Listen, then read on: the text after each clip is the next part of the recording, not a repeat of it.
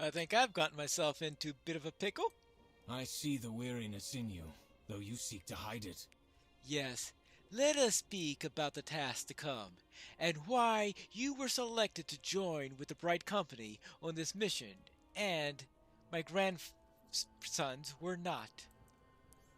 Our alliance is composed of the mightiest heroes of the age, and still we risk defeat. Yes, we had the mightiest heroes, and together we have achieved many victories. But here, after 7 years of siege, our triumphs are a mere memory. Sauron has outmaneuvered us. If we cannot overcome his domination of the Khazaboron, it will not matter how many great heroes stand with us. Our defeat will be certain, and it will be forever. If Lendolin is trustworthy, as I am told he is, there are few only who can break the spells in wreathing the oath stones.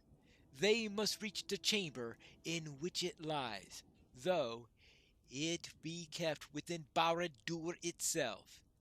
Their purpose must be hidden from Sauron, for if he learns what they seek to do, he will turn every thought upon preventing it. If he sees a small lass such as you among the most powerful high elves that walk in Middle-earth, he may hesitate. What purpose do you serve? He may wonder, and in that briefest of delays, the mission of the Bright Company might be accomplished. It is a hard thing to ask, but we must seek every advantage that we can. It's likely you will not return.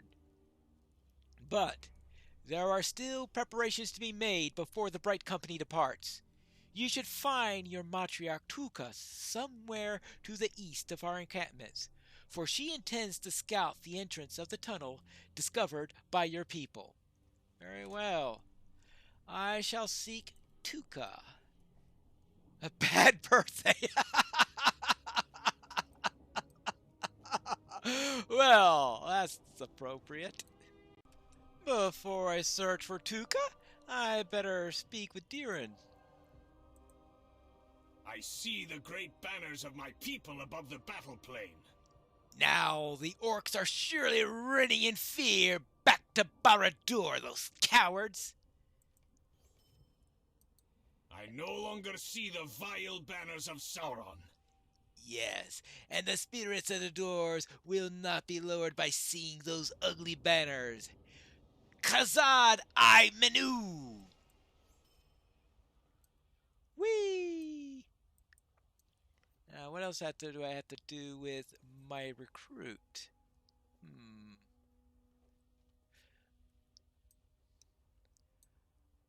Oh, I need to aid Huneric. Well, I suppose I'll have to do that at some point. But first I need to speak to Celeborn. The time for battle is upon us. The banners now surround the lands of our enemies. Good! It foreshadows the future, for soon it will be our enemies that are surround the foe and end the siege. Or armies that will surround the foes. Yes, that makes more sense.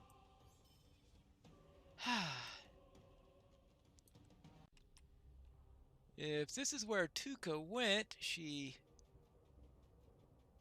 certainly wandered a great distance.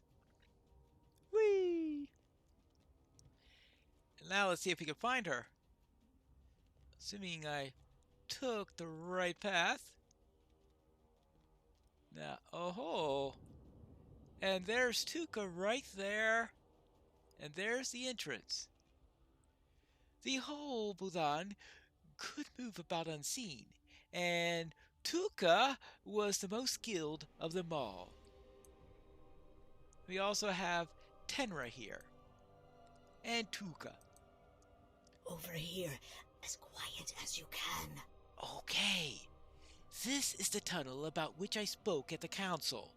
Some of our people followed it a goodly way, and it seemed to them that it did curve in the direction of the Dark Tower. We all agree that it must empty into the dungeons, and if the elves are as powerful as they say they will be able to make it at least as far as the tower. Beyond that, well, there are a lot of eyes out here.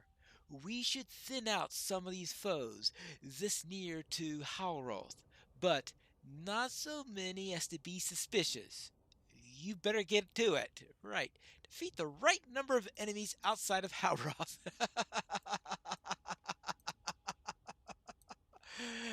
What do you need me to do?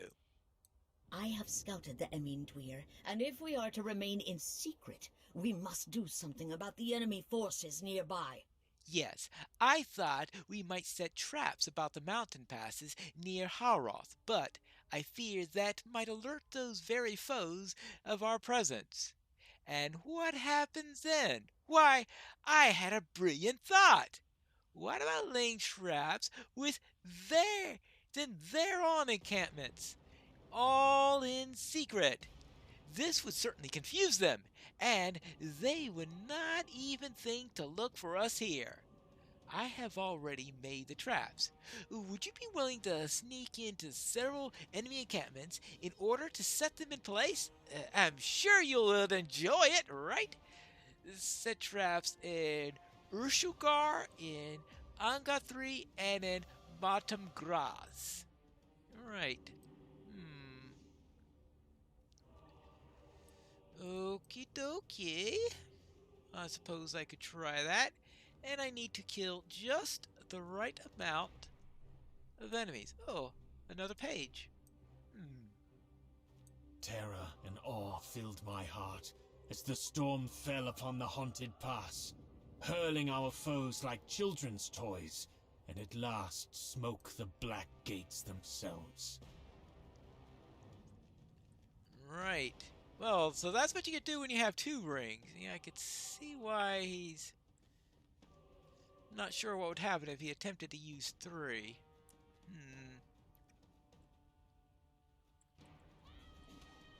I wonder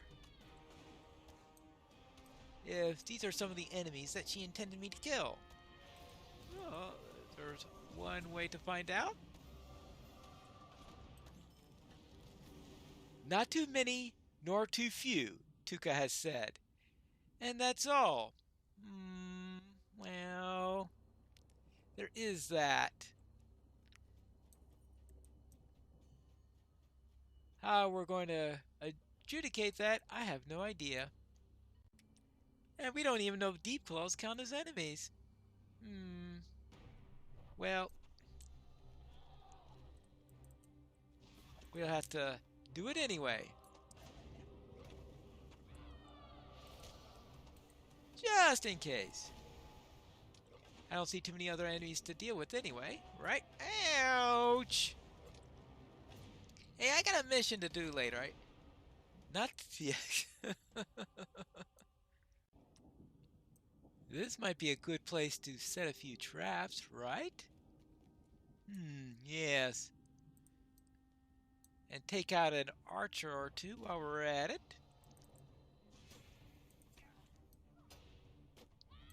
Urshulagar. Oh, and get the poison off of me.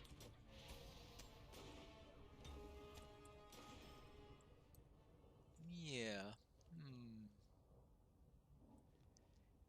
Yes, that is all. You're just the right number of enemies.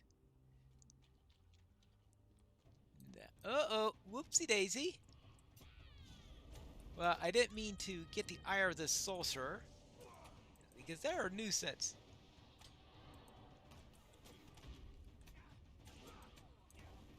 Alright, fine. Kill the sorcerer first. First thing we do is kill all the sorcerers.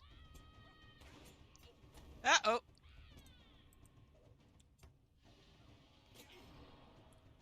Whew.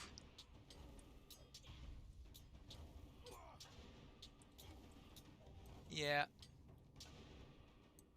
How do we calculate just the right number? I still haven't figured out. Alright, now, where's a good place to set these traps? They never told me the precise number, but in the end, Tuka must have been satisfied. Well done. Not too many, nor too few. You defeated just the right number, I would say. Yes, the passage of the Bright Company should be unremarked upon, which is better than we might have hoped. There is nothing else you need to help me with at Hallroth. You may as well return to Autumnbell and relay the news that the tunnel entrance is less watched than it might have been. Very well. Talk to Vamakil. I have seen the entrance, and we've cleared out a few of the enemies in the path, but not so many as to make them suspicious. I am glad you have returned, for I wish to apologize. Yes, I wish to apologize for my words earlier. I repented of them not long after you left, and would have them unsaid. Alas, that is beyond my power. Still, I beg you to forgive me. The war must soon end, one way or another, and I would not have us part with such a cloud of ill feeling between us. My brothers and I plan to take a last meal together at Dingarth, for it seems clear that the mission of the Bright Company is the final hope of the Great Alliance, and we may not have another opportunity. I hope that you'll join us, my friend. Let us know when, if you will. Very well. Yes. Let's go to a very bad birthday party. This may be the last meal we take all together, before the end of the war, or our lives. Oh, boy, that's a scary thought. It is strange to me that after so many years spent in siege, tomorrow the sun may dawn upon the Great Alliance for the last time. The council was most clear. If the Bright Company fails to break Sauron's control over the Oatstone, all hope of our victory is fled. No, banish the thought.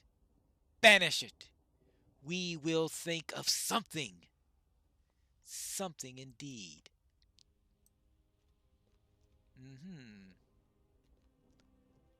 We must think of something. Well, we can only hope that this plan works. All is well, my brothers. Apologies were made and accepted. It seems to me only one apology was needed, my brother, and not two. At any rate, all is well now.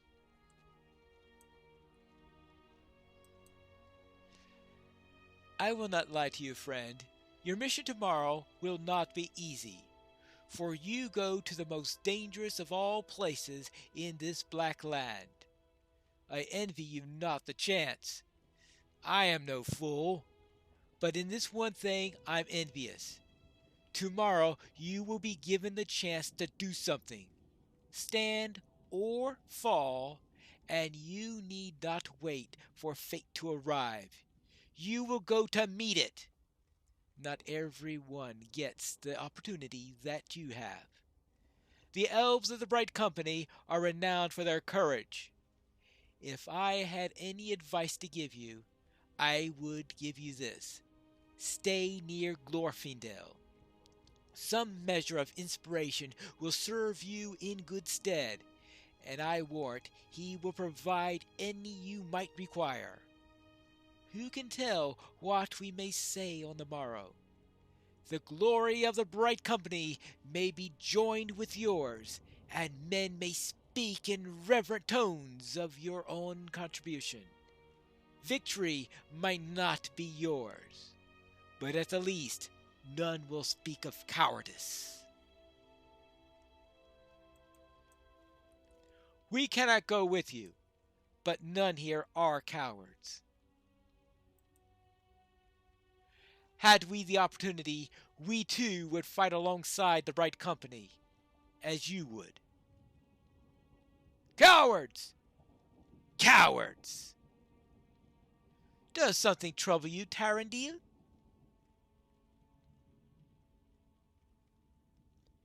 There is cowardice enough on these shores to fill up a mountain. Ah? Again? Put them from your mind, my brother.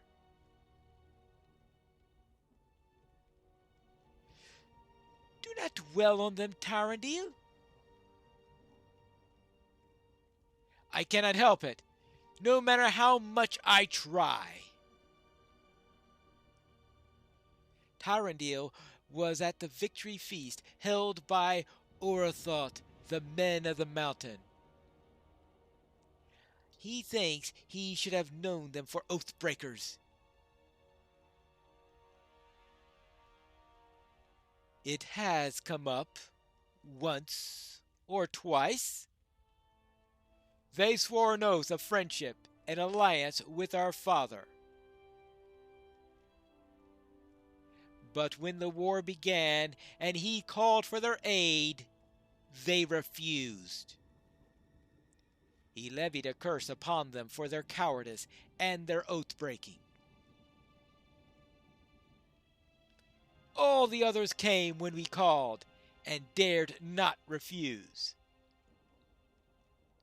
I think even the men of the mountain served a purpose. Do they not serve as a useful example of our wrath? Varmikil, you speak the fool, and shame yourself. Of course, we'd rather have had their spears.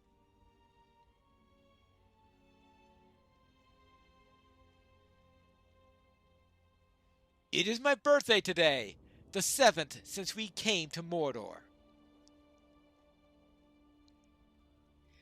I know what I want for my birthday. Ooh? You want the end of the war, I think. If we do survive, if the Bright Company does complete its mission, and Sauron's hold over the Khazad-dûm is broken, I wish to ask my foster father for a boon. I do not seek treasure, or reward, or glory. I want only one thing. I want Isildur to send me to Morthond. I want to find Riok of the Mountain in whatever hole he hides and make him pay for his oath-breaking. I want to slay him myself. If we survive the days to come, I will take no rest until I have paid Riok for his treachery. I am sure our father will grant you this boon.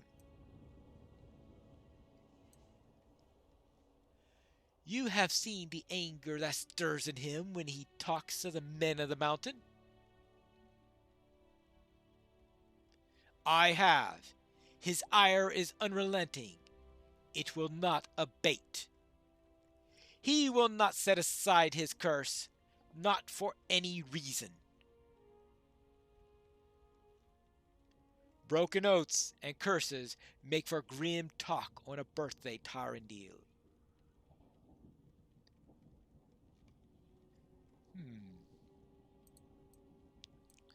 I have seen brighter birthdays, but if we do survive, let us look back upon this one most fondly. Tarandil, I'm certain, Father will grant you the boon you seek. Did he not rage for a week and a day as the betrayal of the men of the mountain? If you desire the death of Riok, Father is certain to grant it. But let us speak of lighter matters. Among the Theuda recently came through Radas. I saw a woman of such loveliness she could melt even your own sturdy armor, Tarandil. The blade she carried was sharp, even deadlier than your own, and with words of love you might win her heart. Why, she might join her weapons to yours, and let Riok pay double for his treachery. Interesting. Let us sit and speak of happier things. How beautiful was this Fiuda woman, Vamakil? I was a goodly distance away, if I tell you true. I cannot describe her as would the poets, but I'm fairly certain she was fair. Is this wine already gone? Apparently. Oh, pass me some of the bread and cheese. My appetite is sharpening.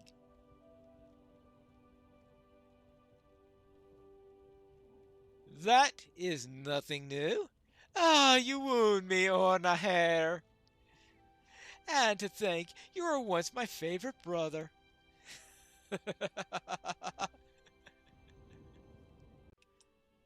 Oh, in case you haven't heard yet, King Alessar did eventually convince those Oathbreakers to keep their oath. The Bright Company prepared to depart for the secret way of Hallroth. The sun dawned sickly on the day of the mission of the Bright Company was to take place. They gathered at Ahad in Ithil and prepared to depart for the secret way of Hallroth.